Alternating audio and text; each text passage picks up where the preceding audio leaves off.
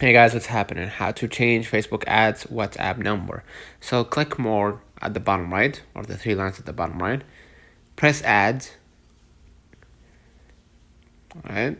Then hit business info.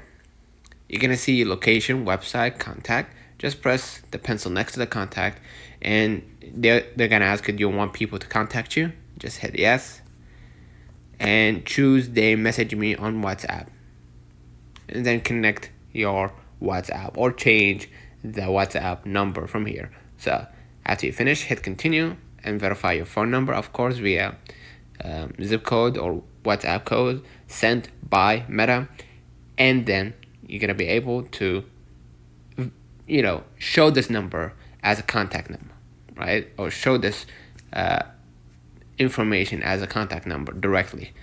Let me know in the comments if this video helped you. Don't forget to like and subscribe. See you in the next one.